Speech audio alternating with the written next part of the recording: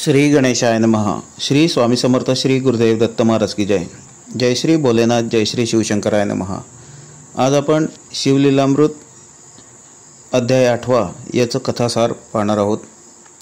या शिवलीलामृताच्या 8व्या अध्यायाचे पठन किंवा श्रवण केल्याने यश दीर्घायुष्य देणारी ही शिवकथा आहे. श्री शिवलीलामृत अध्याय 8 कथासार. सूत या अध्यायात मागील अध्यायातील कथा पूर्ण करतात. ते म्हणाले, श्रोते हो, पुढे भद्रायू 12 वर्षाचा झाला. तो शिवयोगी परत त्या आई मुलाच्या भेटीस आला. तेव्हा सुमंतिनीने स्वामींचे यथायोग्य स्वागत केले व भद्रायू आईची चांगल्या प्रकारे सेवा करतो हे पाहून योग्यास आनंद झाला. नंतर त्यांनी भद्रायूला धर्म, शास्त्र, नीती, शिवार्चन, भक्ती यांची उत्तम असे ज्ञान देऊन एक अलौकिक शंख तलवार देऊन त्यानंतर आयु, आरोग्य, कीर्ती, सुखशांती प्राप्त हो असे अनेक आशीर्वाद देऊन योगी गुप्त झाले. पुढे त्या योग्याने चित्रांगद व त्याची पत्नी सीमंतिनी यांना भद्रायूला तुमची कन्या द्या म्हणून सांगितले. तसे पद्माकर व सुमती यांनाही सांगून मोठ्या थाटात त्या दोघांचा विवाह केला.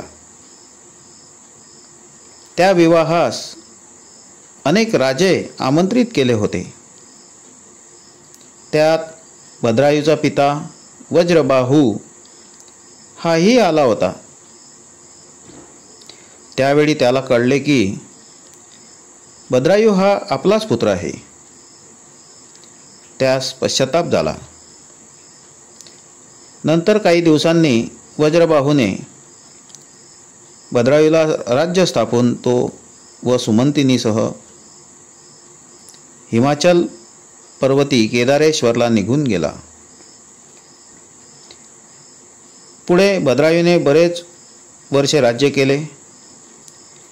एक वेळेस भद्रायू व कीर्तिमालिनी वनविहारासाठी गेली असता त्यांना ब्राह्मण जोडप्याच्या मागे वाघ लागला व ते भयभीत होऊन ओरडत असून धावत आहे हे पाहून भद्रायूने लगेच आपले बाण वाघावर सोडले. परंतु शेवटी ब्राह्मण पत्नीला वाघाने नेलेच. ब्राह्मणाने राजाचा धिक्कार केला. भद्रायू त्याला राज्य देण्यास तयार झाला, परंतु त्याने नकार दिला व माझी पत्नीच परत दे म्हणून शोक करू लागला. हे पाहून भद्रायूने तुझ्या पत्नीच्या बदल्यात माझी पत्नी तुला देतो म्हणून सांगितले व खरोखर भद्रायूने कीर्तिमालिनीला देऊन टाकले व अग्निकाष्ट घेण्याचे ठरविले. अग्नी पेटवून त्यात उडी घेणार तोच शंकर पार्वती प्रकट झाली व आम्ही तुला प्रसन्न आहोत, काय वर पाहिजे ते माग म्हणून सांगितले. तेव्हा राजाने ब्राह्मणाची पत्नी आणून द्या म्हणून मागणी केली. तेव्हा भगवान हसले व म्हणाले, अरे, आम्हीच तुझी परीक्षा घेतली. ब्राह्मण, त्याची पत्नी वाघ आम्हीच झालो होतो.